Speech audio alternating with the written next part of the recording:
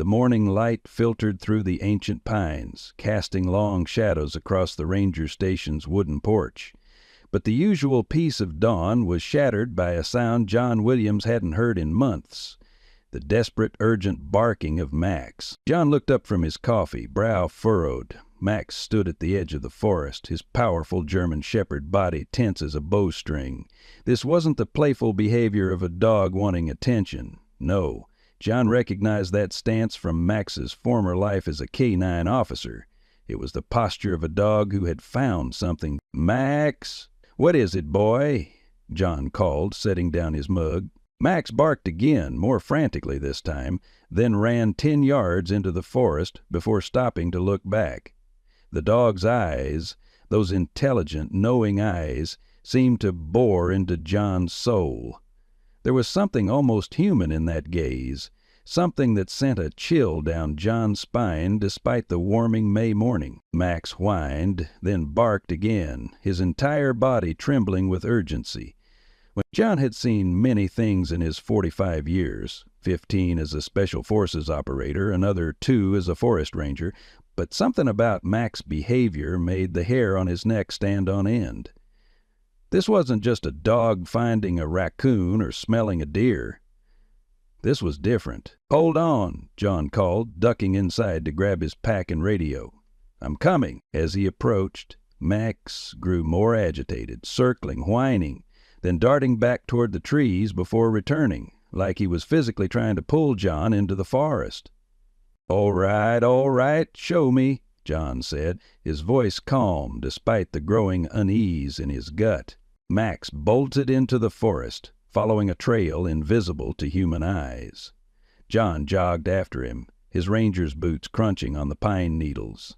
The dog paused occasionally, looking back to ensure John was following, before pressing deeper into the wilderness. 20 minutes into their hurried journey, Max's behavior changed. His barking stopped, his pace slowed, his body lowered, ears alert, each step now deliberate and cautious. They approached a small clearing and Max froze, his gaze fixed on something beyond a fallen log. A low whine escaped his throat, not of excitement or fear, but something John could only describe as compassion. John moved forward carefully, peering over the moss-covered log.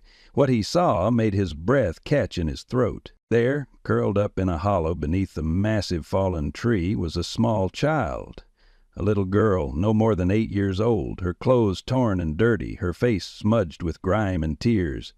She appeared unconscious, her breathing shallow, her skin pale beneath days of exposure. But what happened next would be etched in John's memory forever. Max gently, so gently for an animal his size, stepped over the log and approached the child. The girl's eyes fluttered open, wide with terror at first. John tensed, ready to pull Max back, but instead of cowering or screaming, the child's expression changed. As she looked into the dog's eyes, Max lowered himself to the ground, inching forward on his belly, making himself small and unthreatening.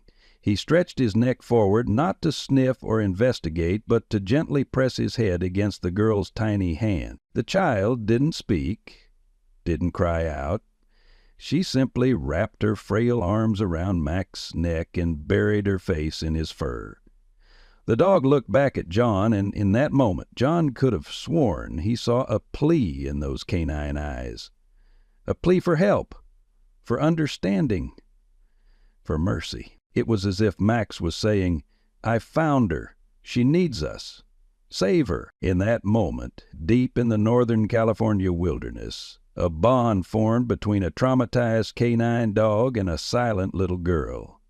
A bond that would soon challenge everything John thought he knew about healing, communication, and what it truly means to speak without words. Leave a like and share your thoughts in the comments along with the city you're watching from. Now, let's continue with the story.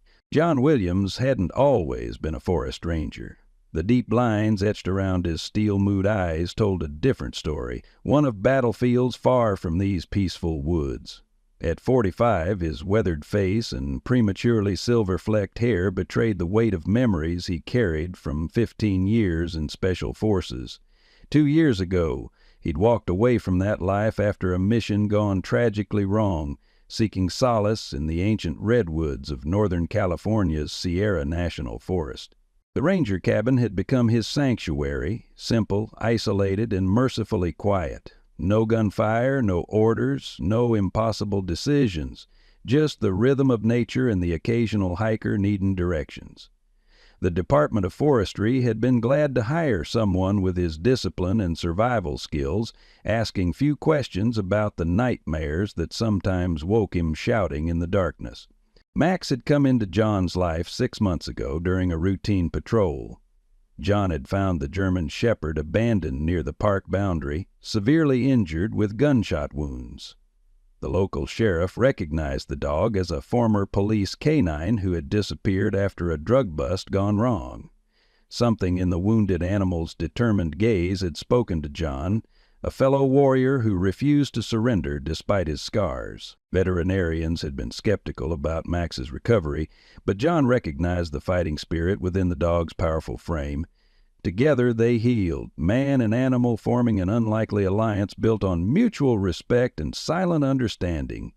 Now Max accompanied John everywhere, his keen senses and intelligence making him an invaluable partner in the vast wilderness they protected. 8-year-old Sophie Miller couldn't have been more different from these two battle-worn souls. The daughter of G.R.S. Robert and Elizabeth Miller, she had grown up surrounded by books and gentle encouragement. Her parents, both medical professionals, had recently taken positions with a humanitarian organization providing health care to underserved rural communities. Sophie inherited her mother's delicate features and her father's curious analytical mind, always asking questions, always watching the world with wonder, until 3 weeks ago when that wonder had been extinguished in an instant of shattering glass and twisted metal on a remote mountain road. The accident that claimed her parents' lives had left Sophie physically unharmed but psychologically shattered. She hadn't spoken a single word since that night. The happy, talkative child had retreated into a shell of silence that no adult could penetrate. John's mind raced as he assessed the situation before him. The little girl couldn't have been in the wilderness alone for long and survived, yet her condition suggested days of exposure. Her clothes, once quality outdoor wear, were torn and soiled. Despite the dirt and scratches on her face, he could see she was severely dehydrated, her lips cracked and her eyes sunken. "Hey there," John said softly, keeping his distance. "My name's John. I'm a forest ranger. You're safe now." The child's only response was to clutch Max's fur tighter, her knuckles white with the effort. Her eyes, wide and wary, darted between John and the surrounding forest as if expecting danger to emerge at any moment. John slowly removed his canteen. "Are you thirsty? It's just water." He unscrewed the cap and took a small sip himself to demonstrate, then cautiously extended it toward her. Max, seeming to understand, gently nudged the girl with his nose. After a long moment, she reached for the canteen with trembling fingers. John noticed angry red marks around her wrists, the kind that come from restraints. His stomach tightened. This was no simple case of a child wandering away from a campsite. "I need to call this in," John explained, keeping his voice even despite the alarm bells ringing in his head. "We'll get you some help, okay?" The girl's reaction was immediate and heartbreaking. She shrank back against the log, shaking her head violently, eyes wide with terror. Max responded instantly, positioning himself between John and the child, not threateningly, but protectively. Okay, John soothed, lowering his radio. "We can wait a minute." He sat down on the forest floor, creating distance. "Can you tell me your name?" Silence. The girl stared at him, then at Max, then back to John. "That's Max," John said, nodding toward the dog. "He's the one who found you. Pretty smart dog, huh?" Something flickered across the child's face, not quite a smile, but a softening. Max wagged his tail gently at the sound of his name. "Used to be a police dog," John continued conversationally, as if they were just having a pleasant chat in the woods. "Best tracking nose in 3 counties. Retired now, though. Just keeps me company." The girl reached out tentatively and stroked Max's ear. The dog responded by lying down beside her, his body a furry barrier between her and the world. John tried a different approach. "Are you hungry? I got some trail mix." He slowly reached into his pack and produced a small bag of nuts and dried fruit. He placed it on the ground between them, then slid it toward her with his boot. The child hesitated, then quickly snatched the bag, tearing it open and eating ravenously. John watched, his concern deepening. She'd clearly gone without food for some time. "Listen," he said gently, "I need to get you to a doctor. You're dehydrated and you might be hurt in ways I can't see. Will you let me help you?" The girl froze mid-chew, eyes darting to the forest again. "Nobody's gonna hurt you," John promised. "Max and I won't let that happen." At the mention of Max, the girl looked at the dog, who returned her gaze steadily.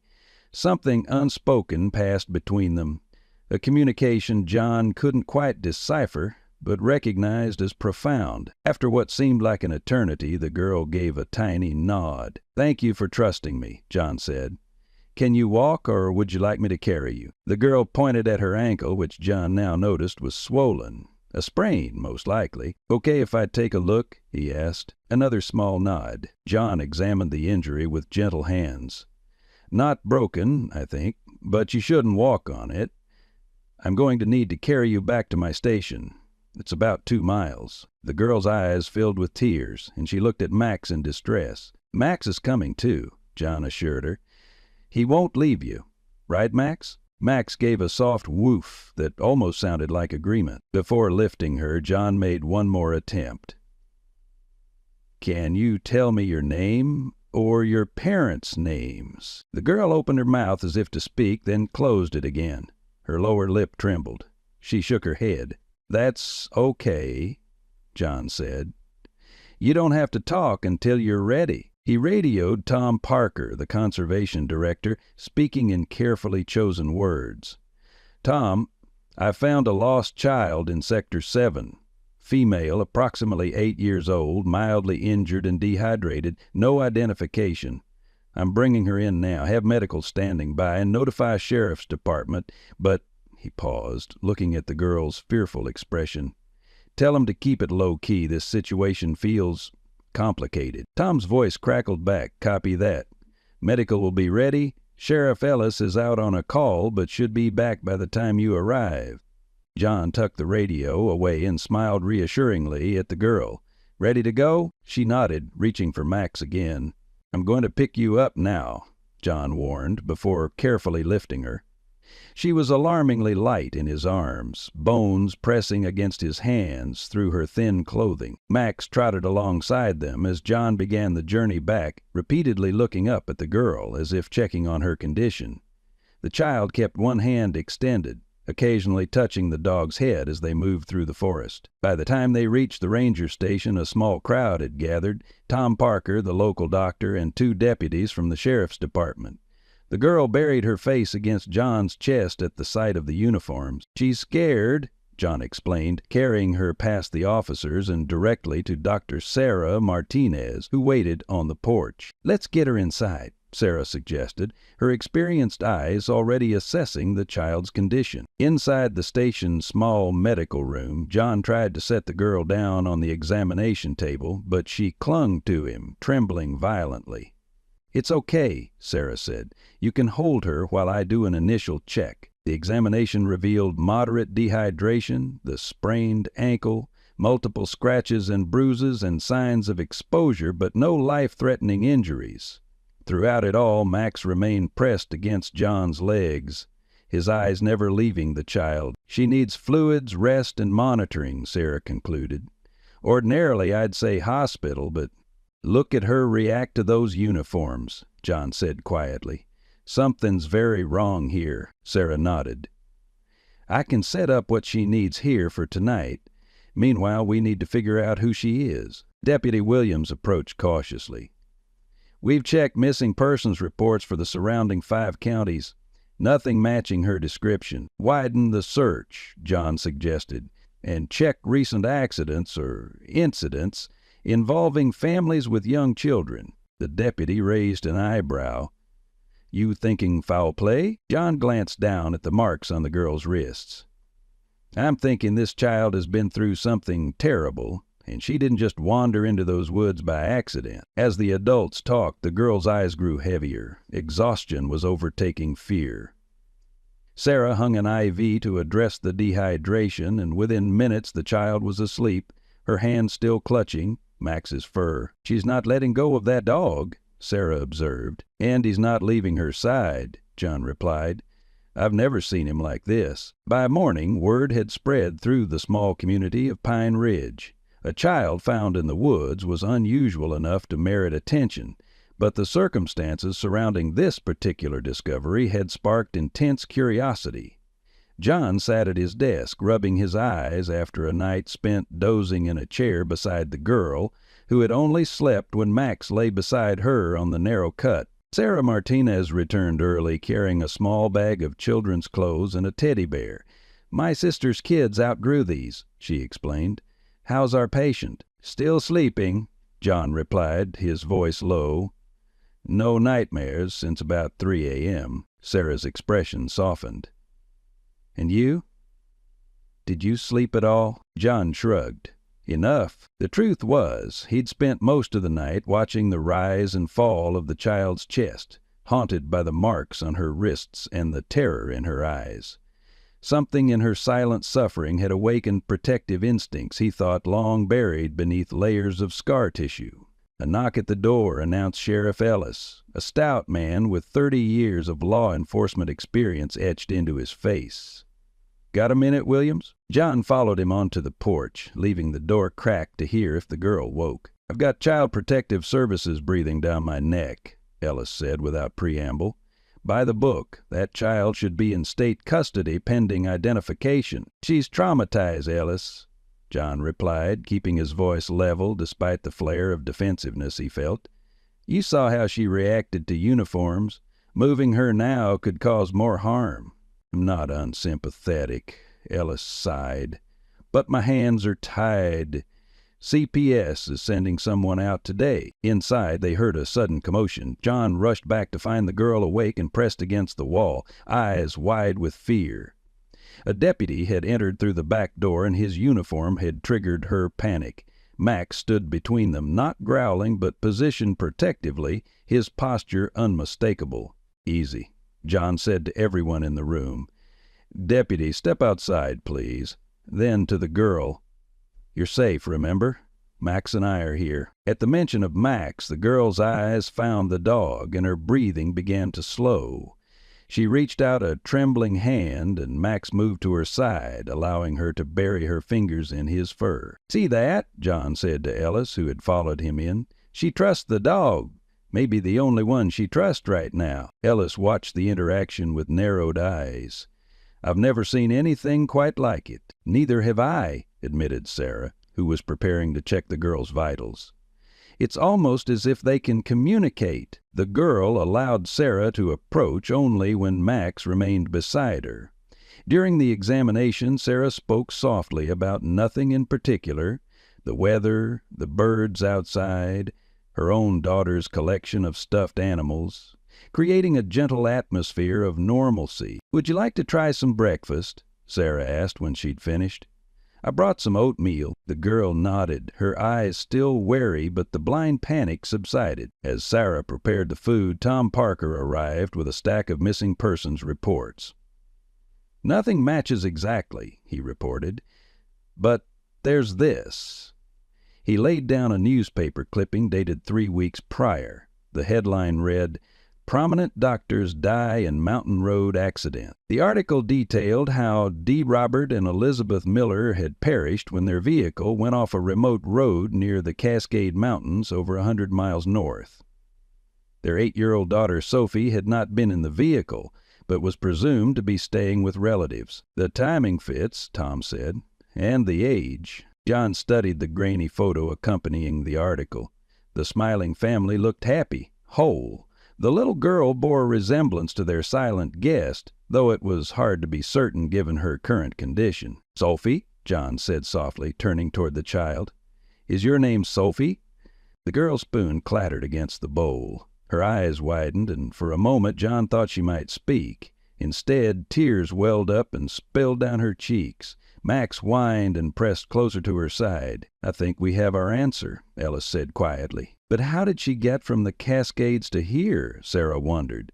"That's 100 miles through wilderness." "And why was she alone?" John added. "The article says she was with relatives." Before they could discuss further, a sleek SUV pulled up outside.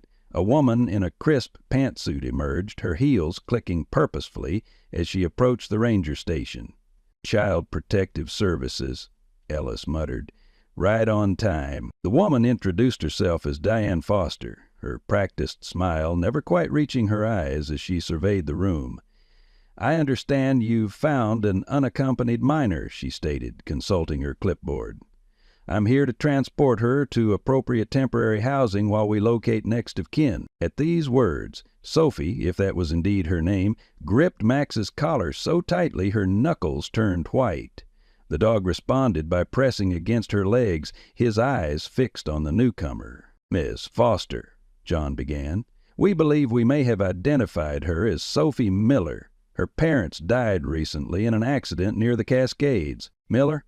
Foster consulted her papers with a slight frown. "I don't have that case. It just happened yesterday," Ellis explained. "The identification, I mean."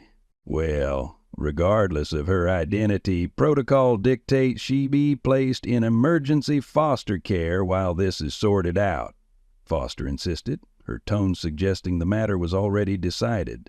"I strongly advise against moving her right now," Sarah interjected, her doctor's authority evident in her voice. "She's physically and emotionally fragile. Familiar surroundings and consistency are crucial for traumatized children." Foster's smile tightened. "While I appreciate your concern, Dr. Martinez, I'm the qualified expert in child welfare here." As the adults argued, Sophie's breathing quickened again, her eyes darting frantically between the faces. Max sensed her distress, positioning himself more firmly against her. "Look at her," John said, his voice cutting through the debate. "Look at what your protocol is doing to her right now." Foster glanced at the child, her professional mask slipping just a fraction as she witnessed Sophie's obvious terror. The tense standoff was interrupted by another arrival.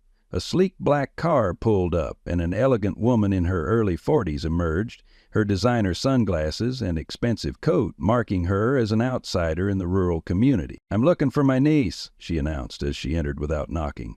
"Sophie Miller. I was told she might be here." Sophie's reaction was immediate and shocking. At the sight of the woman, she let out a silent scream, her face contorting in absolute terror. She scrambled backward so violently she fell from the chair, and Max erupted into deep, warning barks that made everyone in the room freeze. The woman removed her sunglasses, revealing eyes similar to Sophie's own. "My name is Barbara Miller," she said smoothly, though her gaze was fixed on the dog rather than the child. "I'm Sophie's aunt and legal guardian. I've come to take her home." The tension in the ranger station could have been cut with a knife. Max continued his low, warning growl, his body a protective barrier between Sophie and her alleged aunt. John had seen Max in action enough to recognize the difference between his typical alert barking and this deeper, more primal sound, the kind reserved for genuine threats. "Max, easy," John said quietly, though he made no move to pull the dog away. Instead, he studied Barbara Miller carefully. Something about her perfectly composed appearance felt rehearsed, especially given the circumstances. "What kind of guardian takes 3 weeks to find a missing child?" "Mrs. Miller," Sheriff Ellis stepped forward, "we'll need to verify your identity and guardianship claim before any decisions are made." Barbara's smile remained fixed as she opened her designer handbag and produced a folder of documents. "Of course. Here's my identification, Sophie's birth certificate, and the temporary guardianship papers signed after my brother and sister-in-law's tragic accident." Her voice caught on the last words, a performance of grief that didn't quite reach her eyes. While Ellis reviewed the documents, John knelt beside Sophie, who had retreated to the corner with Max. "It's okay," he whispered. No one's taking you anywhere until we're absolutely sure it's safe." Sophie's response was to press her face against Max's neck, her small body trembling. The dog maintained his protective stance, eyes never leaving Barbara. "These appear to be in order," Ellis said reluctantly, handing the papers to Foster from CPS. "Indeed they do," Foster agreed, her previous insistence on protocol suddenly flexible. "Mrs. Miller, we're so pleased you've come forward. We were just discussing Sophie's placement." "Then it's settled," Barbara said, stepping toward Sophie. "Sophie, darling, it's time to go home. You've had quite an adventure, haven't you?" Max's growl deepened, and John put a gentle hand on the dog's back, not restraining, but communicating. "Mrs. Miller, Sophie seems frightened. Perhaps we should give her some time to adjust to your presence." "She's just confused," Barbara dismissed with a wave of her manicured hand. "The trauma of losing her parents, being lost in the woods. She hardly knows what she's feeling. Children are resilient. She'll be fine once we're home." Sarah Martinez, who had been observing quietly, stepped forward. "As Sophie's attending physician, I recommend a gradual transition. Her physical condition is stable but fragile, and her emotional state is extremely delicate. I appreciate your concern, doctor, but I've arranged for Sophie to see specialists in Portland," Barbara countered smoothly. "The sooner we begin proper treatment, the better." John felt a tightening in his chest. Something was wrong here, deeply wrong, but he couldn't put his finger on exactly what. "May I ask why it took 3 weeks to find her?" "The accident was reported in the newspapers. Sophie has been missing all this time." A flicker of annoyance crossed Barbara's face before she composed herself. "I was overseas on business when the accident happened. As soon as I received word, I returned and began searching. The authorities told me Sophie was likely with family friends, but when I contacted them," she paused dramatically, "no one had seen her. I've been frantic ever since." Her explanation was plausible, yet John couldn't reconcile it with Sophie's extreme reaction. Children, especially traumatized ones, could be wary of adults, but the level of terror Sophie displayed went beyond mere discomfort. "Mrs. Miller," John began carefully, "would you mind if I ask how Sophie might have traveled over 100 miles from the accident site to these woods?" Barbara's eyes narrowed slightly. "I wouldn't know, Mr. Williams. John Williams. Mr. Williams. I'm not sure what you're implying, but my only concern is Sophie's welfare.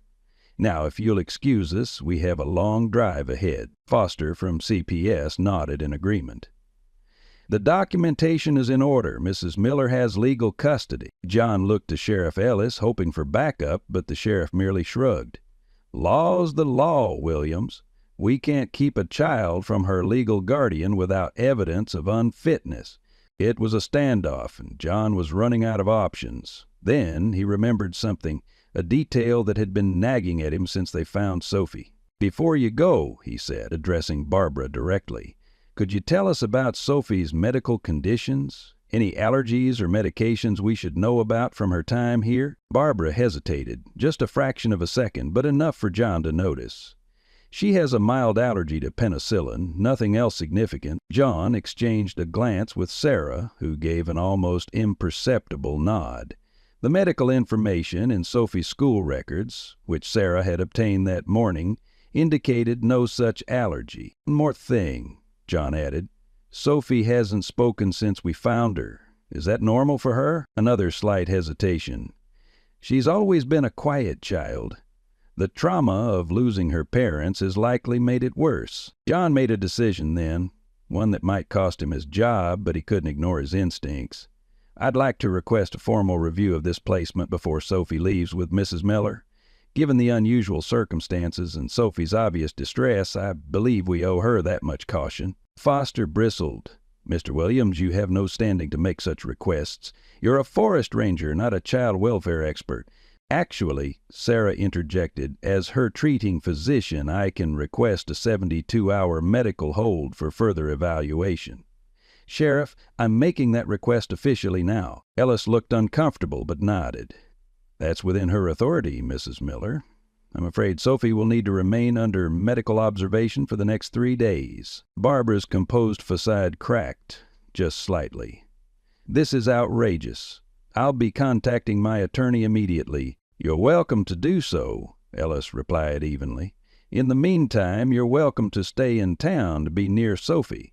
The Pine Ridge Inn has vacancies." After Barbara stormed out, promising legal consequences for everyone involved, the room fell silent, except for Max's gradually subsiding growl. Sophie remained curled in the corner, but her trembling had lessened. "You bought us some time," John said to Sarah, once Foster had also departed, with considerably less drama but equal displeasure. 3 days isn't much," Sarah replied, "but it's something. What are you thinking, John?" "I'm thinking Sophie's reaction tells us everything we need to know. She's terrified of that woman." "Fear isn't evidence," Ellis reminded them. "Not in a court of law." "Then we need to find evidence," John said firmly. "Something isn't right about Barbara Miller." Over the next day, Sophie slowly began to relax again in the safety of the ranger station. Max remained her constant shadow, refusing to leave her side even for meals. John arranged a cot in his office where Sophie could sleep, with Max curled protectively beside her. Sarah brought children's books and drawing supplies, hoping to establish some form of communication. Sophie wouldn't write or draw, but she did select books for John to read aloud, pointing to them with a tentative finger. Her choices were telling. She repeatedly selected stories about brave children overcoming dangers, particularly ones featuring animals as protectors or helpers. On the second day, they had a breakthrough of sorts. John had been reading The Secret Garden when Sophie suddenly pointed at a character's name on the page, then pointed at Max. "Dickon?" John asked, confused. "You want to call Max Dickon?"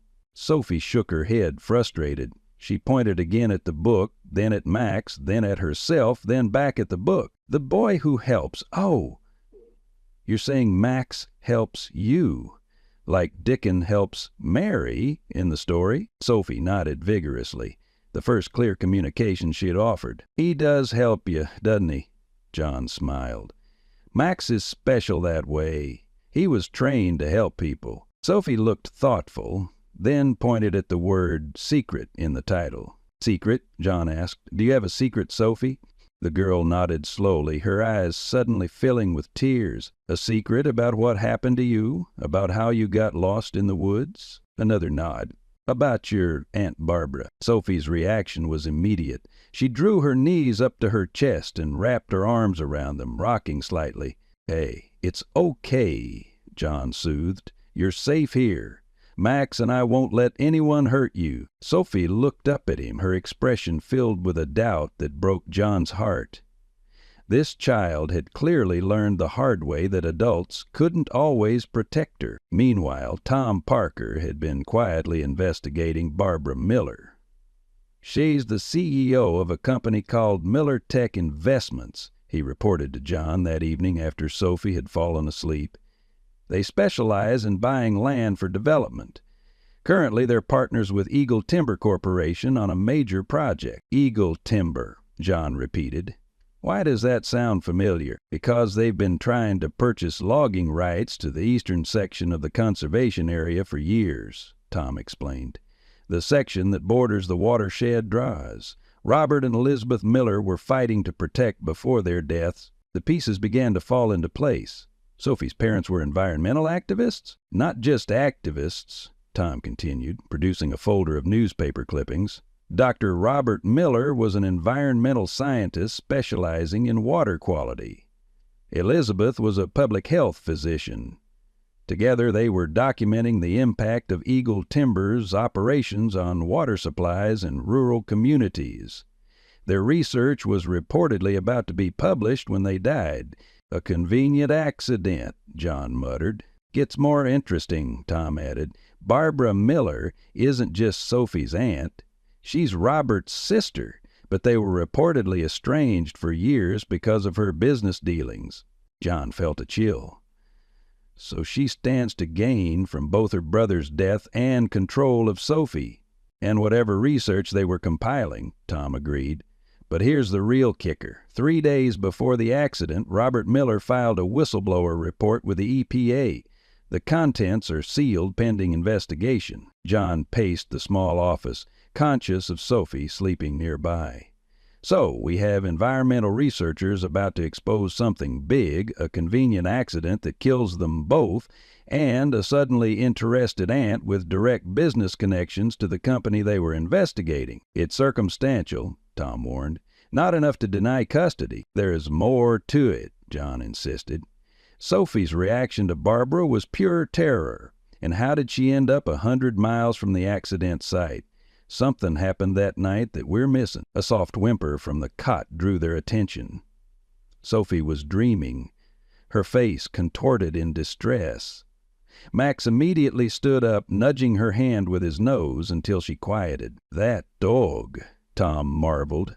I've never seen anything like it. He knows what she's been through, John said quietly. Somehow he knows. The next morning brought an unwelcome development. Barbara Miller returned with reinforcements, a polished attorney and a court order demanding Sophie's immediate release to her custody.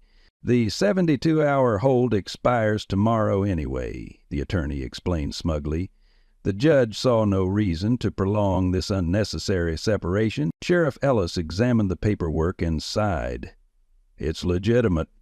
I'm sorry, John. John felt a surge of helpless anger. This isn't right, Ellis. You know it isn't. My hands are tied, Ellis replied. Unless you have concrete evidence of wrongdoing, the law is clear. Sophie, sensing the tension, clung to Max, her eyes wide with renewed fear. The dog stood at attention, his body tense as if preparing for battle. Barbara approached, her smile tight. Come along, Sophie, our car is waiting. When Sophie refused to move, Barbara reached for her arm. What happened next occurred so quickly that later witnesses would disagree on the exact sequence of events. Max didn't bite, but he did move between them with a warning growl that stopped Barbara in her tracks. Sophie, in her desperation to avoid her aunt's touch, backed away so suddenly that she knocked over a cup of water on the desk. The water spilled across some of Barbara's custody documents, and as John moved to clean up the mess, he noticed something strange. The ink on one of the signatures was running, revealing different handwriting beneath. These papers have been altered, John said, looking up at Barbara. This signature isn't original. Barbara's attorney quickly snatched the document away. Ridiculous. Water damage doesn't invalidate a legal document, but Sheriff Ellis had seen it too. Actually, evidence of document tampering is a serious matter. I think we need to authenticate these papers before proceeding. Barbara's composure finally cracked. This is absurd. I've been patient with this backwater bureaucracy, but my patience has limits. Sophie is coming with me today. As the argument escalated, no one noticed Sophie slipping away from the group, pulling something from beneath her cot, a small weatherproof case that had been hidden in her clothing when John found her.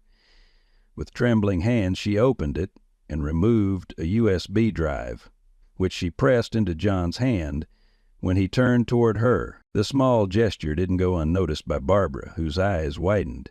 What is that? What did she give you? John closed his fingers around the drive. Nothing that concerns you, Mrs. Miller. Everything about my niece concerns me. Barbara snapped, her carefully cultivated image of concerned aunt evaporating. Hand it over. Now. I don't think I will, John replied calmly, though his heart was racing. Sophie gave this to me for safekeeping. Barbara's attorney attempted to intervene, but was silenced by a look from his client. You have no idea what you're involving yourself in, Mr. Williams, Barbara said, her voice low. This goes far beyond a custody dispute. I'm beginning to understand exactly what this is about, John countered, and it has nothing to do with Sophie's welfare. The confrontation might have escalated further, but was interrupted by an unexpected arrival. A tall man in a rumpled suit appeared at the door, flashing a badge. Agent David Brennan, FBI Environmental Crimes Division. I'm looking for information regarding the research of Dropper and Elizabeth Miller. The silence that followed was absolute. Barbara's face drained of color, while her attorney began frantically whispering in her ear. Right on time. Sheriff Ellis said with a satisfied smile. "Agent Brennan, we were just discussing some irregularities in custody documents presented by Barbara Miller, Sophie's aunt." "Interesting," Brennan replied, his keen eyes taking in the scene. "Mrs. Miller, I'd also like to discuss your company's partnership with Eagle Timber Corporation and some unusual financial transactions following your brother's death." Barbara recovered quickly, professional mask sliding back into place. "My attorney will handle any questions. In the meantime, I'm taking my niece home." "Actually," Brennan said, producing paperwork of his own, "I have a temporary protection order preventing removal of the minor child pending investigation. Sophie stays here for now." What followed was a flurry of legal arguments and threats, but the end result was clear. Sophie would remain under protective custody while the FBI investigation proceeded. Barbara eventually departed with her attorney, leaving behind veiled threats and promises of legal retribution. After the chaos subsided, John connected Sophie's USB drive to his computer. What they found confirmed their suspicions and more. Detailed documentation of illegal dumping, falsified environmental impact studies, and evidence suggesting that Eagle Timber and Miller Tech had conspired to silence the Millers' research permanently. Most damning of all was a video file, the last thing Robert Miller had recorded before his death. In it, he spoke directly to the camera, his voice urgent. "If you're seeing this, something has happened to us. The evidence is all here. Barbara is involved. We've hidden Sophie where they won't think to look. Trust no one until this information reaches the authorities." Agent Brennan watched the video with grim satisfaction. This is exactly what we needed. The investigation into Eagle Timber has been ongoing for months, but we couldn't connect the dots to the Millers' deaths until now. John looked over at Sophie, who sat with Max on the small couch, physically present but miles away in her mind. "What happens to her now?" "Protective custody until we can ensure her safety," Brennan replied. "We'll need to find suitable placement." John hesitated, then said the words that would change his life forever. "She could stay here, with me, and Max." Brennan raised an eyebrow. "Are you offering to be her foster guardian, Mr. Williams?" John met Sophie's eyes across the room. She wasn't looking at Brennan or the documents or even the video of her father.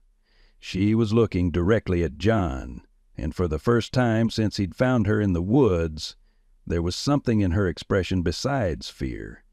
A tiny, fragile spark of hope. The next few weeks established a tentative routine at the ranger station.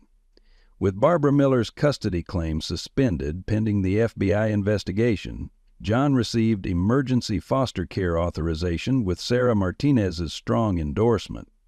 The small cabin wasn't designed for a child, but Tom and the other rangers rallied around him, bringing in a proper bed, clothes, and even a collection of stuffed animals that Sophie arranged carefully next to her pillow. Max, already devoted to Sophie, became her constant guardian. The dog seemed to anticipate her needs before she expressed them, nudging her toward the bathroom when she needed it, bringing her shoes when it was time for their walks, and most remarkably waking John whenever Sophie's nightmares began, often before she made a sound.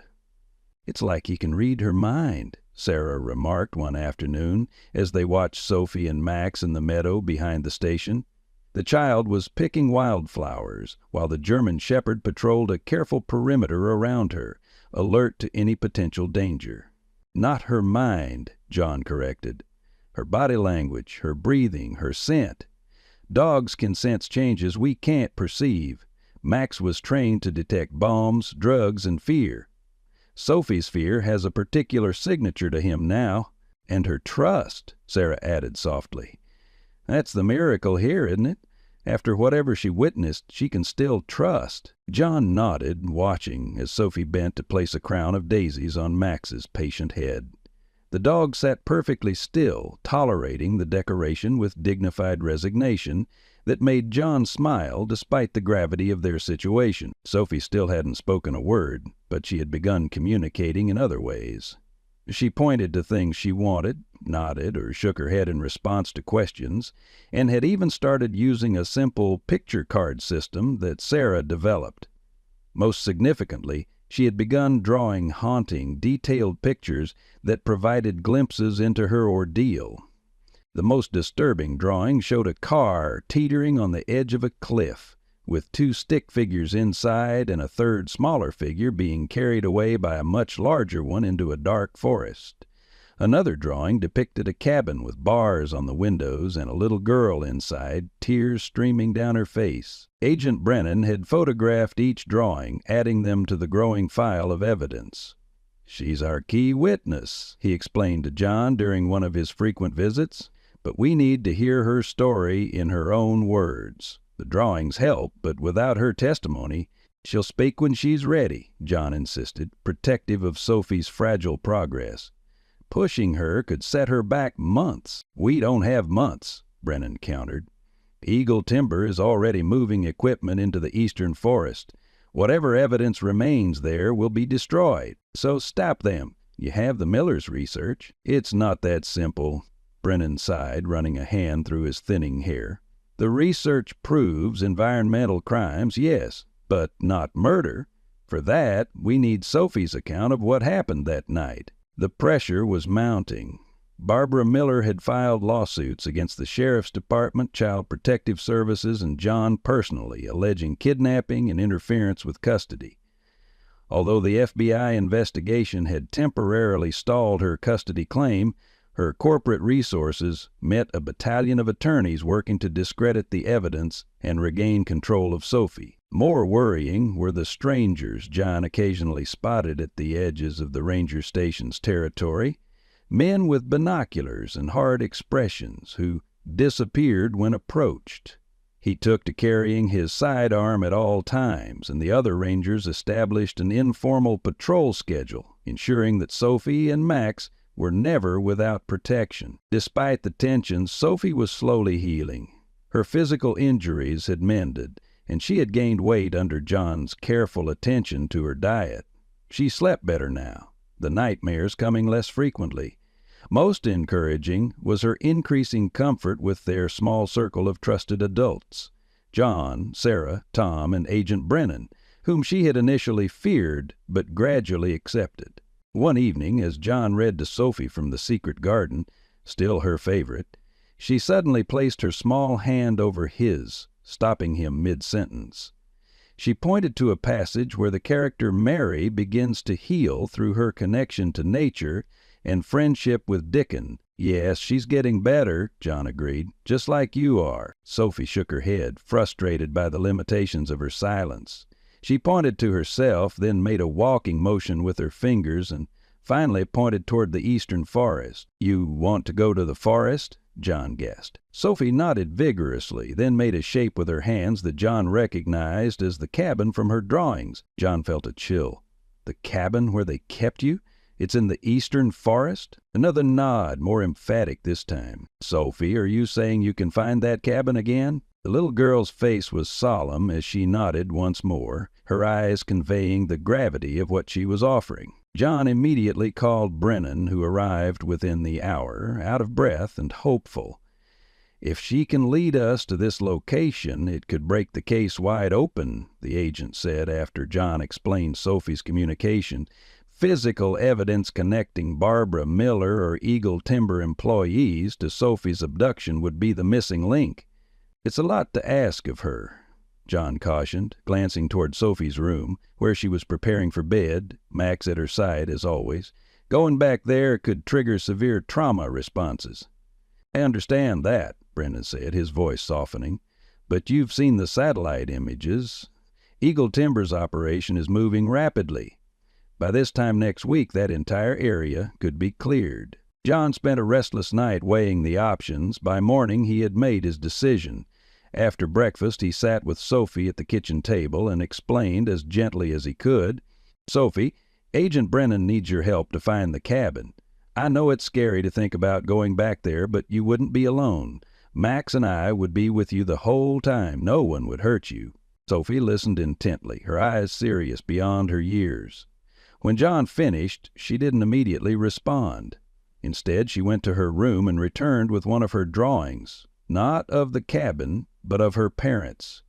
She pointed to their smiling faces, then to herself, and finally made a determined nod. "For them," John translated softly. "You want to do this for them." Sophie nodded, her chin lifted in a gesture of resolve that reminded John painfully of the brave child she must have been before trauma had stolen her voice. The expedition was planned for the following day. Brennan would accompany them, along with a forensic team that would follow at a distance to avoid overwhelming Sophie. Sheriff Ellis assigned 2 deputies to provide additional security, and Tom volunteered to guide the group through the less traveled sections of the forest.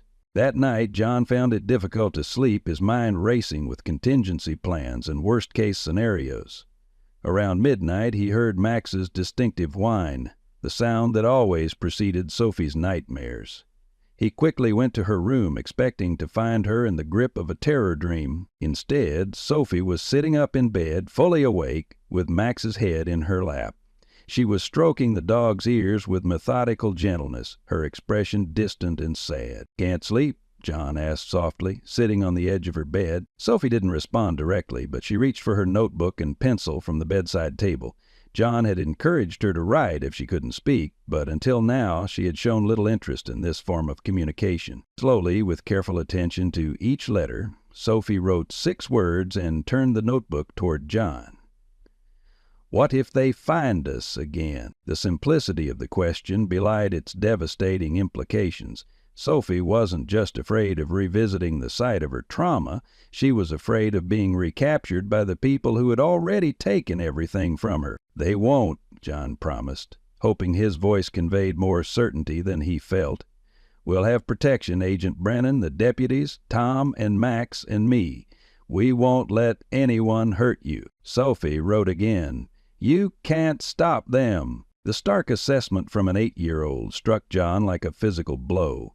How many adults had failed to protect this child already? Her parents, the authorities who should have found her sooner, perhaps others she had tried to reach for help during her ordeal. "Sophie," John said carefully, choosing his words with deliberate precision, "I cannot promise that bad things will never happen again, but I can promise that I will never willingly let anyone hurt you. I would die before I let them take you again." He hadn't planned to say something so stark to a child, but Sophie's grave eyes seemed to demand absolute honesty. She studied his face for a long moment, then wrote, "Max 2." Despite the tension, John felt a smile tug at his lips. "Yes, Max 2. He'd chew through steel to protect you." As if understanding, Max gave a soft woof of agreement, pressing closer to Sophie. The child managed a ghost of a smile, scratching behind the dog's ears. "Try to sleep," John encouraged. "You're safe tonight." Sophie nodded and lay back down, but her hand shot out to grasp John's sleeve before he could rise. Her meaning was clear. "Stay." John settled into the rocking chair beside her bed, prepared for a long night's vigil. Max jumped up to lie beside Sophie, his body curled protectively around her small form. Within minutes, her breathing deepened into sleep, one hand buried in Max's fur, the other still loosely holding John's sleeve. Morning came too quickly. The assembled team gathered at the ranger station at dawn. Brennan with his forensic specialists, Ellis with his deputies, Tom with maps and gear, and John with Sophie and Max. The child was pale but composed, dressed in hiking clothes and sturdy boots, a small backpack on her shoulders containing water and snacks. "You remember our signal?" John asked her as they prepared to depart. They had established a system. If Sophie needed to stop or felt overwhelmed, she would squeeze John's hand twice. Sophie nodded, her expression solemn. Max stood at attention beside her, seeming to understand the importance of the mission ahead. "We'll follow Sophie's lead," Brennan instructed the group. "Keep conversation to a minimum. No sudden movements or loud noises. If she indicates she needs to stop, we stop immediately." The journey began easily enough, following established trails through the familiar sections of the forest. Sophie walked between John and Max, occasionally reaching out to touch one or both of them as if to reassure herself of their presence. The others maintained a respectful distance, forming a protective perimeter around the trio. As they moved deeper into the eastern section, the terrain grew more challenging. This was old-growth forest, with dense undergrowth and fallen trees creating natural obstacles. Yet Sophie navigated with unexpected confidence, occasionally pausing to study landmarks before changing direction. She knows exactly where she's going. Tom whispered to John during one such pause, "How is that possible? She was found miles from here." "I don't know," John admitted, "but she survived alone in the wilderness for days after escaping. She's more capable than we realize." After nearly 3 hours of hiking, Sophie suddenly stopped. She pointed to a barely visible game trail leading down into a ravine, then looked up at John with questioning eyes. "You sure it's this way?" John asked gently. Sophie nodded, her expression leaving no room for doubt. "Then that's where we go," John said, signaling the others to follow. The trail descended sharply, forcing them to proceed single file through increasingly dense vegetation. Sophie never hesitated, moving with the certainty of someone retracing a path etched in memory. Max stayed close, occasionally moving ahead to check for dangers before allowing Sophie to proceed. As they neared the bottom of the ravine, a sound stopped them all, the unmistakable mechanical groan of heavy equipment not far ahead. "Logging operation," Tom confirmed grimly. "They've moved faster than we expected." Brennan's expression hardened.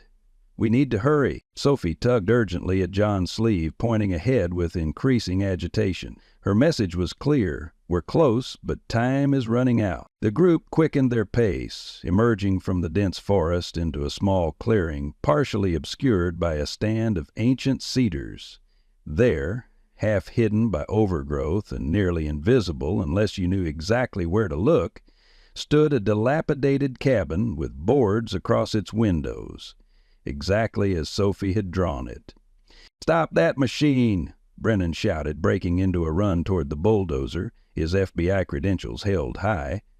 The operator, startled by the sudden appearance of the group, cut the engine. The abrupt silence in the clearing was almost as jarring as the noise had been. John instinctively moved Sophie behind him, while Max positioned himself in front of them both, his body tense and alert. The child's fingers dug into John's jacket, her breathing quick and shallow. Being back here was clearly overwhelming her, despite her brave facade. "FBI investigation," Brennan announced to the confused operator. "This site is now under federal protection. Step away from the equipment." As Brennan secured the area, Sheriff Ellis approached the cabin with 2 deputies, weapons drawn as a precaution. "Sheriff's Department, anyone inside, come out with your hands visible." No response came from the dark structure. The cabin stood silent and foreboding, its boarded windows like blind eyes staring back at them. Sophie trembled against John's side, and he could feel her fighting the urge to run. "It's okay," he murmured, kneeling to her level. "You're safe. We're all here with you." Sophie's eyes were fixed on the cabin door, her face pale with remembered terror. Max whined softly, pressing his body closer to her as if trying to absorb her fear. "We need to check inside," Brennan said, joining them after instructing the forensic team to begin documenting the exterior. "Sophie, can you indicate if there's anything specific we should look for? Any hiding places or areas where evidence might be stored?" The little girl hesitated, then reached for her notebook with shaking hands. She drew a quick sketch of the cabin's interior layout, marking an X beneath what appeared to be a floorboard in the corner. "Under the floor," John translated. "Smart girl," Brennan nodded appreciatively. "We'll check it right away. Sophie, you don't have to go inside if you don't want to. You've already helped enormously by bringing us here." But Sophie, after a moment of visible internal struggle, straightened her shoulders and took a step toward the cabin. Her meaning was clear. She would see this through. "Are you sure?" John asked gently. "No one would think less of you for waiting here." Sophie nodded with a determination that seemed to transform her small face. She reached down to touch Max's head, drawing strength from his solid presence, then took John's hand and squeezed it once, their signal for moving forward. The inside of the cabin was worse than John had imagined. A single room with bare, stained walls, a filthy mattress in one corner, and a bucket in another that had clearly served as a toilet. Chains bolted to the wall confirmed the nightmare reality of Sophie's captivity. The forensic team fell silent as they entered, the horror of what had happened here evident to everyone. Sophie stood just inside the doorway, her body rigid. Max stayed pressed against her legs, a low, continuous growl emanating from his throat as he surveyed the space that had caused his human such pain. "My God," Sheriff Ellis muttered, removing his hat as if in the presence of something sacred and terrible. "To keep a child like this!" Brennan's team worked methodically, photographing everything, collecting fingerprints, fibers, and other trace evidence. One investigator carefully pried up the floorboard Sophie had indicated in her drawing, revealing a small cavity beneath. "We've got something," she announced, carefully extracting a plastic-wrapped package with gloved hands. Inside was a burner phone, a set of keys, and a small digital recorder, the kind used for taking voice notes. Brennan examined the items without touching them directly, his expression growing grimmer by the second. "The recorder might contain direct evidence," he said. "If we're lucky, someone was careless enough to say something incriminating." While the team worked, John noticed Sophie moving purposefully toward the mattress. Before he could stop her, she knelt and pushed it aside, revealing another hiding place, this one seemingly of her own making. From a gap between the floorboards, she withdrew a small, worn teddy bear. The sight of the child clutching the ragged toy to her chest, her only comfort during unimaginable trauma, brought tears to John's eyes. He knelt beside her, giving her the moment she needed with her small treasure, while Max stood guard over them both. Suddenly, the radio on Sheriff Ellis's belt crackled to life. "Sheriff, this is Deputy Hanson. We've got movement in the trees northwest of your position. Multiple individuals." Ellis immediately signaled for everyone to be quiet. "How many, Hanson?" "At least 3, maybe more. Armed. They're approaching the cabin perimeter." Brennan reacted instantly. "Secure the evidence and prepare to evacuate. Sheriff, can your men hold a defensive position while we get Sophie out?" "We'll do what we need to," Ellis responded, already directing his deputies to strategic positions. John lifted Sophie into his arms, her small body as light as a bird's. "Stay quiet," he whispered. "We're going to move quickly and quietly out the back way." But as they turned toward the rear door, a voice called out from the trees, "Cold, confident, and unmistakable. I know you're in there, Sophie. There's nowhere to run this time." It was Barbara Miller. Sophie buried her face against John's neck, her entire body shaking uncontrollably. Max's growl deepened, his hackles rising as he positioned himself between the door and his humans. "Miller," Brennan shouted back, "this is FBI Agent Brennan. You and your associates are surrounded. Surrender your weapons and come out with your hands up." A short, harsh laugh was the only response, followed by the unmistakable sound of a rifle being cocked. "I don't think so, Agent. You have something that belongs to me, both Sophie and her father's research. Send them out and perhaps we can negotiate your safe departure." John met Brennan's eyes across the dim cabin. Both men knew Barbara was lying. No one in that cabin was meant to leave alive. A tragic accident during an illegal logging operation, bodies not found for days, evidence destroyed in the process. "We need to move," Brennan whispered urgently. "There's a ravine behind the cabin that leads to the river. If you can get Sophie there, follow it downstream to the old fire road. Tom can guide you."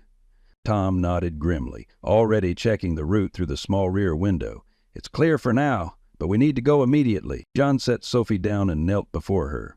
"We need to run, very fast and very quietly. Stay right behind me, and Max will stay right behind you. Do you understand?" Sophie nodded, her face white with fear, but her eyes clear and focused. She clutched her teddy bear in one hand and reached for Max with the other. "On my signal," Brennan said, positioning himself by the door with his weapon drawn. Ellis, give us covering fire when I say." The tension in the small cabin was suffocating as they waited for Brennan's command. John could hear his own heartbeat thundering in his ears, feel the weight of responsibility for Sophie's life pressing down on him like a physical burden. "Now!" Brennan shouted, throwing open the back door. What followed was chaos. The crack of gunfire erupted from multiple directions as they burst from the cabin. John half ran, half slid down the steep embankment toward the ravine, pulling Sophie along beside him. Tom led the way, finding the barely visible path, while Max brought up the rear, his powerful body alert to any threat from behind. They had almost reached the cover of the dense underbrush when John heard Sophie cry out, not in words, but a sharp, pained gasp. He turned to see her stumbling, a red stain spreading across the sleeve of her jacket. "She's hit!" he shouted to Tom, scooping Sophie into his arms without breaking stride. The child's face had gone ashen, her eyes wide with shock and pain. Mac's reaction was immediate and unexpected. Instead of continuing with them toward safety, the dog wheeled around and charged back up the slope toward the source of the gunfire, a furious snarl tearing from his throat. "Max, no," John called, but it was too late. The German shepherd disappeared into the underbrush, driven by an instinct to protect that overrode all training. Tom pulled them deeper into the ravine. "We can't wait for him," he said grimly. "Sophie needs medical attention." John felt torn in half, the child bleeding in his arms versus the loyal dog running into gunfire. But Sophie's increasingly labored breathing made the decision for him.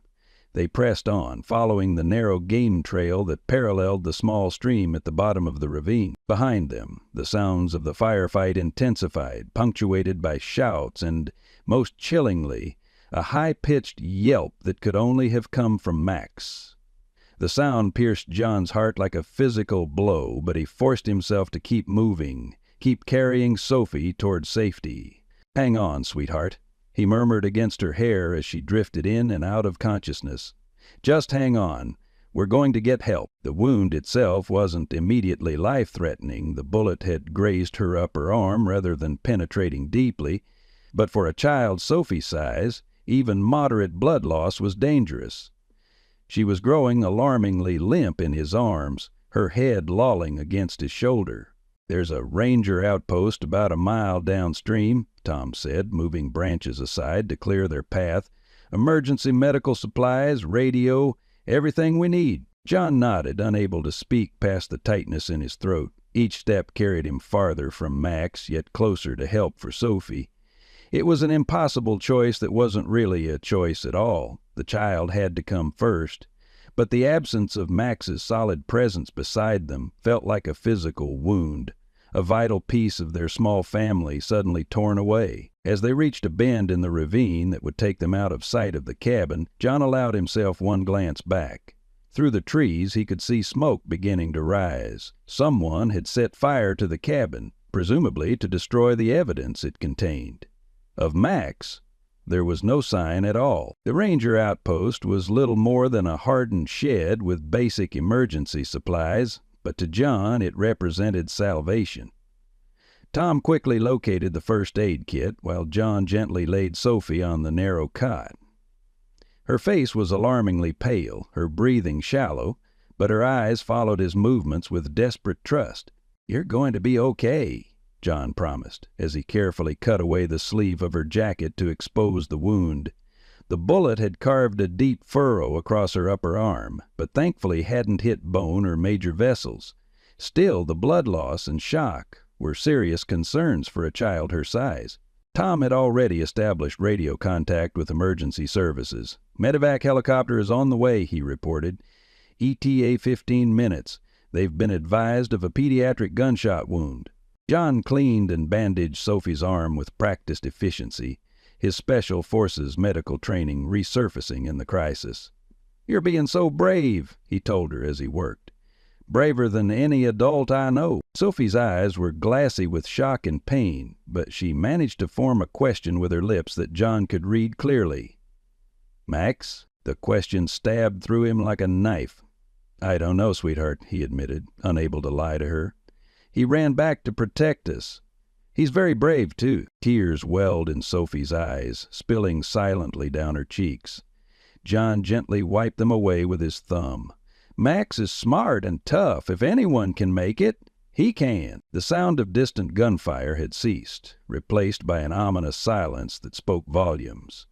John tried to focus solely on Sophie's care, but his mind kept returning to the image of Max, charging back toward danger, driven by instinct and loyalty more powerful than self-preservation. The radio crackled again. "Williams, do you copy?" It was Sheriff Ellis's voice, strained but steady. John grabbed the handset. "Copy. We've reached the outpost. Sophie's wounded but stable. Medevac on the way." There was a pause before Ellis responded. "We've secured the scene. Barbara Miller and one associate in custody. One deceased, hired muscle, who refused to surrender. Brennan took a hit to the shoulder, but he'll be okay." John hesitated, then forced himself to ask, "Any sign of Max?" Another pause, longer this time. "He's been shot, John. It's bad, but he's alive.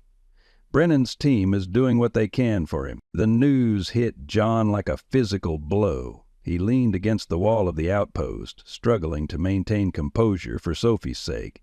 "Can you get him to veterinary care?" "We're trying." The fire's complicating evacuation. Barbara torched the cabin when she realized she couldn't win.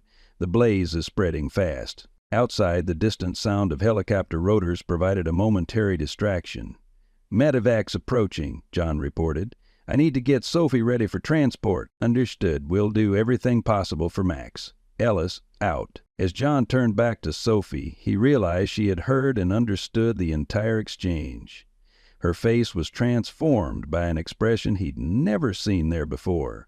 Not fear or pain, but a fierce determination that seemed to override her physical distress. Sophie pushed herself to a sitting position, grimacing with pain, but refusing John's attempt to make her lie back down. She reached for her notebook, which had somehow remained in her small backpack through their harrowing escape, and wrote with shaking but determined fingers, "Go get Max." "Sophie, I can't leave you," John protested. "You need medical attention." She wrote again more forcefully, "Tom stays. You go. Max needs you." "The helicopter will be here any minute," Tom intervened. "I'll stay with her. Make sure she gets safely to the hospital. Go find Max." Sophie's eyes, bright with pain and purpose, bore into John's. She wrote one final message. "He came back for me. Now you go back for him." The simple logic of her plea broke through John's hesitation. Max had indeed saved Sophie's life, not once but twice, first finding her in the forest, then drawing fire away from her during their escape. The debt could never be repaid, but John could at least try. "I'll find him," John promised, pressing a kiss to Sophie's forehead. "You go with the nice doctors and get fixed up. Tom will stay with you the whole time." Sophie nodded, relief washing over her features. As John gathered emergency supplies, she wrote one more note and held it up. "Tell Max I'm waiting." The medevac helicopter landed in a small clearing 50 yards from the outpost. John helped transfer Sophie to the waiting paramedics, explaining her injury and mute condition. "Her name is Sophie Miller. She hasn't spoken since witnessing her parents' murder. Tom Parker will accompany her as her temporary guardian." As the helicopter lifted off, Sophie's small face pressed against the window. John made a silent vow. Whether Max was alive or dead, he would bring him back to her. She had lost too much already. The journey back to the cabin site was a grim race against time. John moved through the forest with the focused intensity of his Special Forces days, all senses alert for danger. The smell of smoke grew stronger as he approached, and soon he could see the orange glow of flames through the trees. The cabin was fully engulfed, with the fire spreading to nearby trees despite the efforts of Forest Service firefighters who had arrived on the scene. Sheriff Ellis spotted John emerging from the forest and hurried to intercept him. "How's the girl?" Ellis asked immediately. "On her way to County Hospital." "Where's Max?" Ellis's weathered face was grave. "Brennan's team moved him away from the fire. Over there." He pointed to where several FBI agents were gathered near a makeshift shelter formed by a tarp stretched between trees. John approached with dread building in his chest. The agents parted silently to let him through, and the sight that greeted him nearly brought him to his knees. Max lay on a thermal blanket, his powerful body alarmingly still. 2 bullet wounds were visible, one in his hind leg and another, far more serious, in his side. Someone had applied pressure bandages, but blood continued to seep through, staining the blanket beneath him. The dog's breathing was labored, each inhale a visible struggle. "He went after one of Miller's men," Agent Brennan explained, his own arm in a sling from his wound. "Took down the shooter who was aiming at us. Probably saved my life, definitely saved evidence that would have been lost in the fire." John knelt beside Max, gently placing a hand on the dog's head. Max's eyes flickered open at his touch, those intelligent, soulful eyes now clouded with pain, but still unmistakably aware. His tail thumped once in weak recognition. "Hey, buddy," John said softly, his voice thick with emotion. "You did good. Sophie's safe because of you." Max whined softly at Sophie's name, trying to lift his head. "She's okay," John assured him, stroking his ears the way the dog liked.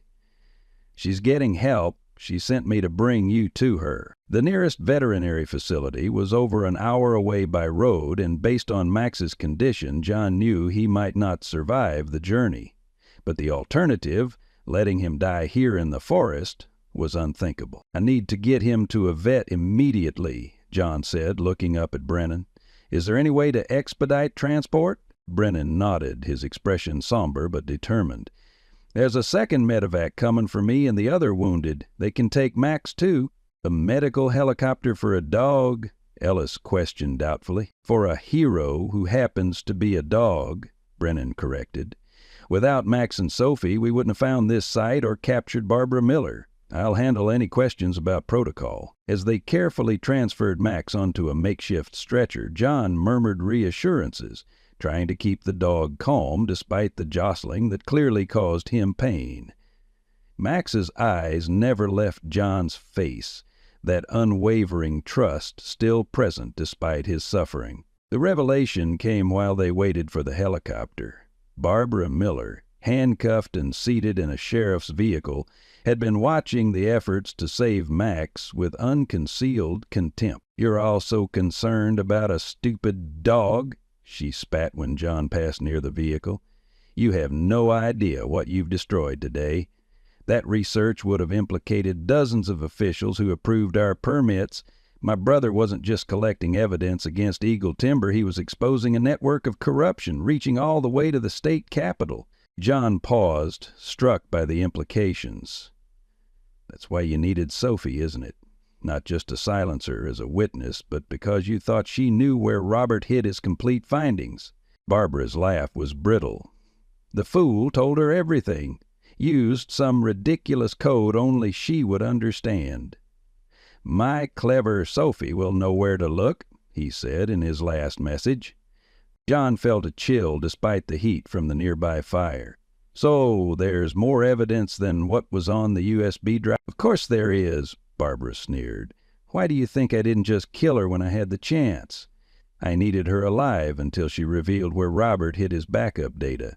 The sentimental idiot probably told her it was some kind of game." Ellis, who had approached during this exchange, spoke into his radio. "I need additional security at County Hospital for Sophie Miller. Possible additional threats related to evidence in the Miller case." As Barbara was led away to a more secure transport, John turned his attention back to Max, whose condition seemed to be deteriorating by the minute.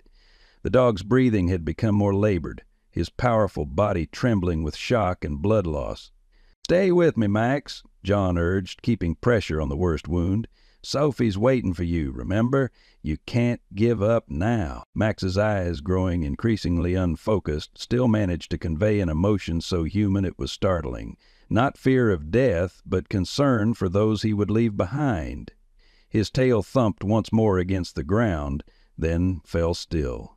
The sound of the approaching helicopter was the sweetest sound John had ever heard. As emergency personnel rushed to their position, John leaned close to Max's ear. "This isn't the end, buddy. I promise you that. We're going to get through this together, and then we're going home to Sophie." For just a moment Mac's eyes cleared, and he looked at John with such perfect understanding that it transcended the barrier between species. In that moment John knew with absolute certainty that whatever bond had formed between this extraordinary dog and the silent little girl was something rare and precious, something worth fighting for with every ounce of strength they had left. The waiting room at County Hospital hummed with subdued activity as John sat with his head in his hands, exhaustion pulling at every muscle in his body. It had been 18 hours since Max was airlifted to the Veterinary Surgical Center at the State University, 12 since Sophie had emerged from treatment for her wound, and 6 since John had been allowed to see her. The child had refused sedation until John arrived, her silent insistence so powerful that even the most experienced pediatric nurses had relented. When he'd finally reached her bedside, Sophie's first action had been to look past him for Max, her eyes filling with tears when she realized the dog wasn't there. John had explained as gently as he could that Max was fighting for his life in another hospital, undergoing surgery for his gunshot wounds. Sophie had listened with an eerie stillness, then simply held out her arms to John, who gathered her close, mindful of her bandaged arm and IV lines.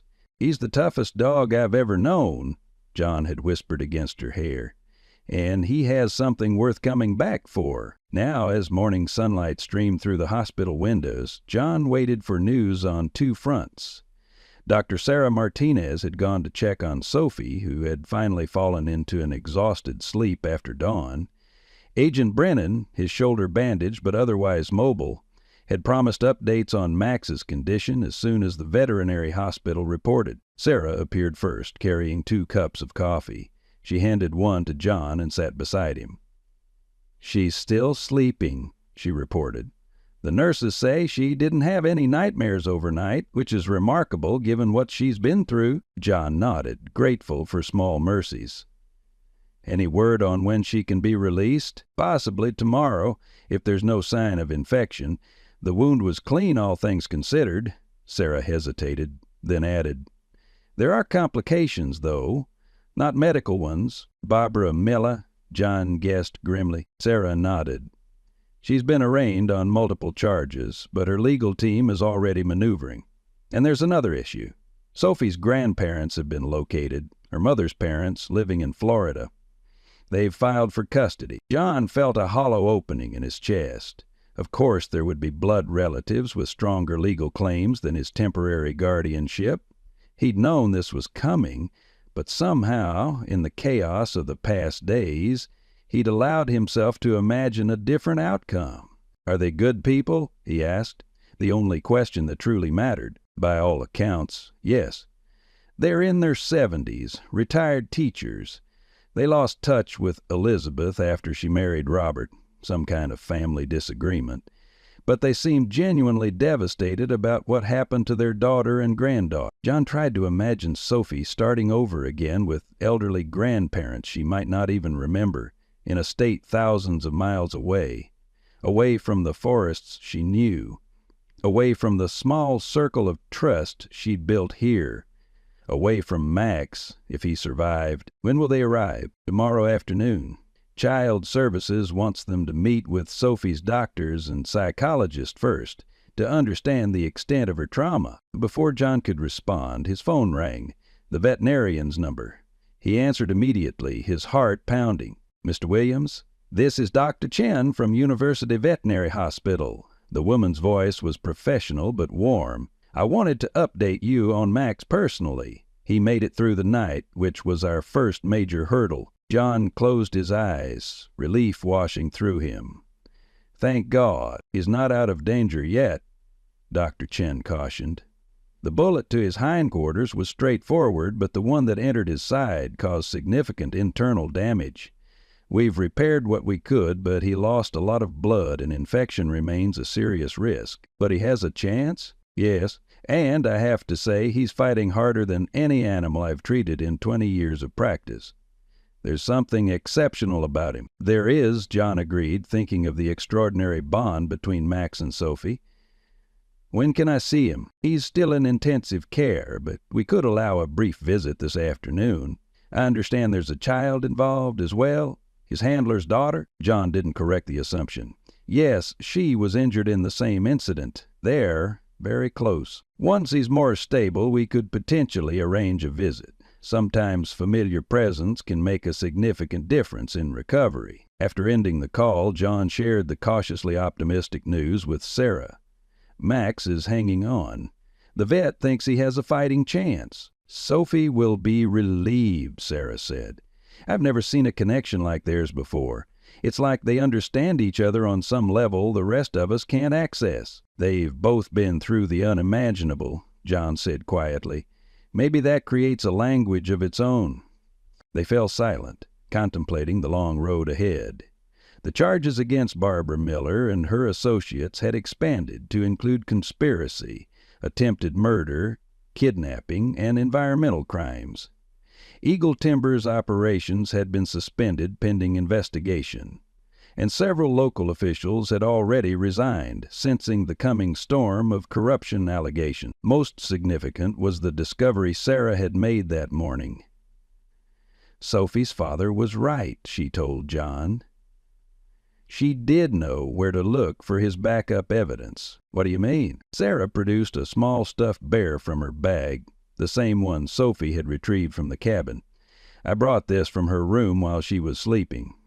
She's been clutching it constantly, wouldn't let the nurses touch it. I thought it might need cleaning, but when I examined it, I felt something inside." She turned the bear over to show where careful stitches had been added to its back seam. "There's a data card sewn into the stuffing. I didn't remove it. That should be done with proper evidence handling. But Sophie knew exactly what she was doing when she insisted on retrieving this from the cabin." John shook his head in amazement. Her father trusted her with everything, and she came through? 8 years old, and she outsmarted Barbara's entire operation. The door to the waiting area opened, and Agent Brennan entered, looking more formally presentable despite his injured arm. "Williams, Dr. Martinez. Good news, the judge has denied bail for Barbara Miller, citing flight risk and the severity of the charges."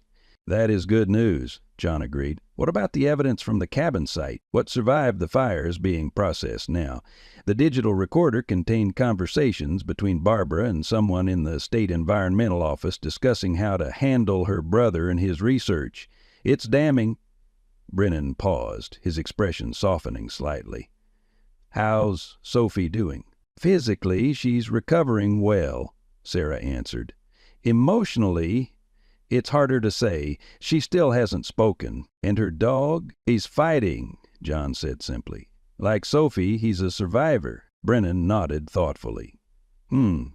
I've spoken with my superiors about the custody situation. Given Sophie's role as a key witness and the potential ongoing threats to her safety, we have some influence regarding her placement during the investigation and trial." John felt a flicker of hope. "Meaning that while we can't overrule legitimate family claims, we can recommend specific security and continuity measures for her welfare. If you're willing to remain involved in her care, we would support that arrangement." The afternoon brought more developments in rapid succession. Sophie woke, asking for Max through her silent gestures, growing increasingly agitated until John promised to take her to see him as soon as the doctors allowed her to travel. Then came word that Sophie's grandparents had arrived a day early and were meeting with hospital administration. John braced himself for what would inevitably be a difficult conversation, but he was determined to advocate for what Sophie needed most: stability, security, and the continued presence of the dog who had become her voice when trauma had stolen her own. When he entered Sophie's room after meeting briefly with her grandparents, he found her sitting up in bed, drawing intently. She looked up at his entrance, her eyes immediately questioning. "Max is holding his own," John told her, sitting on the edge of her bed. "The doctor says he's fighting hard." Sophie nodded as if this was exactly what she had expected, then returned to her drawing. John glanced at the paper to see she was creating a detailed picture of her room at the ranger station, with herself, John, and Max all present. "Sophie," John began carefully, I met your grandparents, your mother's parents. They've come a long way to see you." The child's hand stilled, her entire body tensing. "They seem like kind people who love you very much," John continued gently. "They want you to come live with them in Florida." Sophie's response was immediate and emphatic. She shook her head violently, then pointed to her drawing, then to John, her message unmistakable. Her home was at the ranger station now, with him and Max. "I know, sweetheart. I feel the same way." John took her small hand in his. "But there are complications, legal things that are hard to explain. Your grandparents have a right to raise you. They're your family." Sophie's face crumpled, tears spilling down her cheeks. She scribbled frantically on a new sheet of paper. "You and Max are my family now." The words pierced John's heart. He gathered her carefully into his arms, mindful of her injury. "I'm going to do everything I can to keep us together," he promised. "All three of us. But I need you to be brave a little longer. Can you do that?" Sophie nodded against his chest, her silent tears soaking his shirt. She pulled back and wrote again, "Need to see Max. He needs me to get better." John couldn't argue with her certainty. In truth, he felt the same inexplicable conviction that somehow the connection between this child and that dog transcended ordinary understanding. If anyone could pull Max back from the brink through sheer force of will, it would be Sophie. "Tomorrow," he promised. "I'll take you to see him tomorrow, no matter what anyone says." As the sun set outside Sophie's hospital window, painting the sky in shades of amber and gold, John Williams made a silent vow. Whatever it took, whatever obstacles arose, he would fight for this unlikely family that fate had brought together.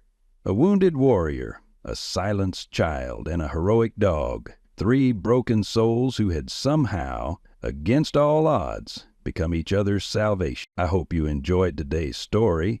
Subscribe to the channel so you don't miss more stories like this. Leave a like and comment below what you thought of the story. See you in the next video.